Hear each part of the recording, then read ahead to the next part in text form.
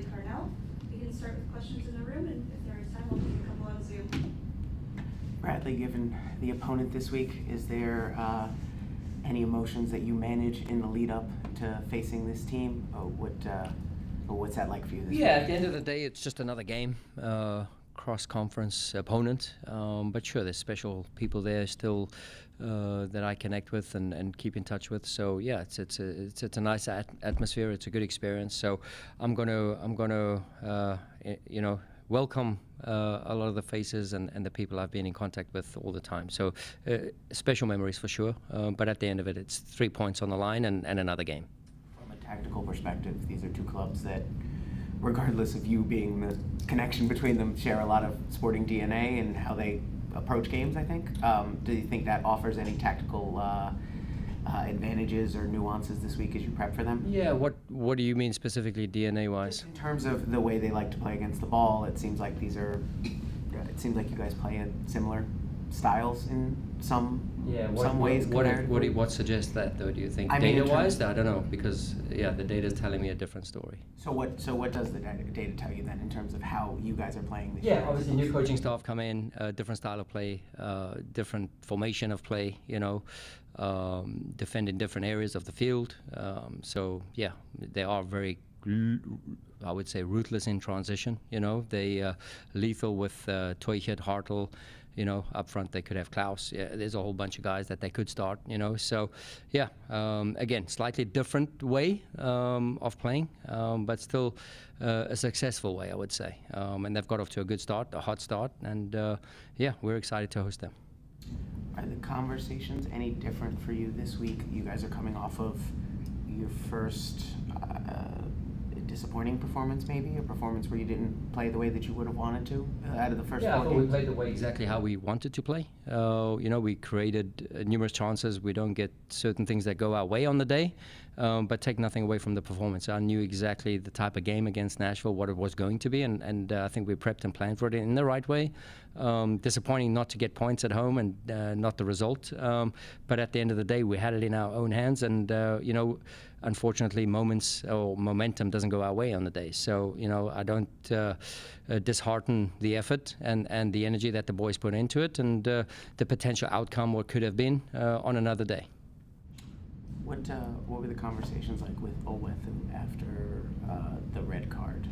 What are the conversations with a young player like that after that?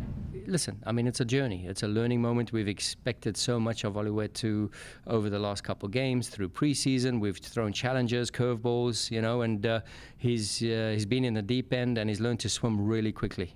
So, I think we've gained more than we ever thought we could have, and that's what happens when you stick to the principles and stick to the philosophy. Oftentimes you get rewarded, that you might have a setback and a learning moment, a growing moment. I think it's totally natural cause for him to go through. But yeah, listen, I mean, the timing, obviously it's not great timing, but we have to live and learn and grow from this moment. And he's been great. He's understanding of the situation, and he knows he can do better. When you look back at the game on Sunday, what is the one thing that sticks out? You're saying what could have been done differently? What could have been done differently? No, like I said, score goals maybe.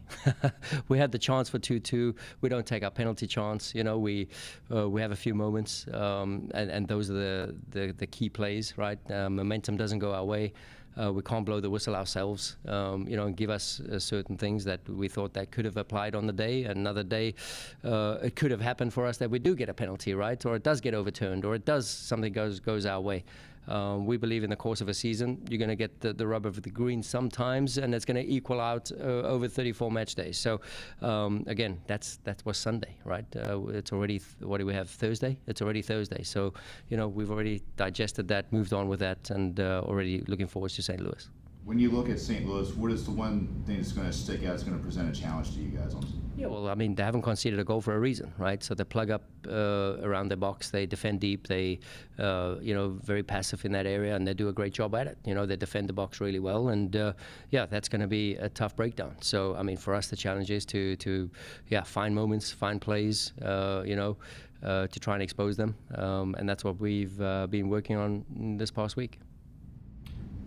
How is Jan in terms of building up his fitness? Where Yeah, do you see him? everyone's great. Everyone's training. Everyone's ready and option. The only exclusion is probably Marcus Anderson. What have you seen from Jan in terms of he's had to kind of learn by Yeah. watching? What do you see from him? Yeah, I mean he's a good player. That's why we signed him. So when he's coming back and getting his fitness, and we can see his value on the training ground every single day now. And he's been good through preseason. He's been with us for a couple of weeks. So theoretically, tactically, practically, we've seen all the bits and pieces why we signed Jan. All right, any other questions? Great, we'll call it there. Thank you, Bradley. All right. Good. Thank you.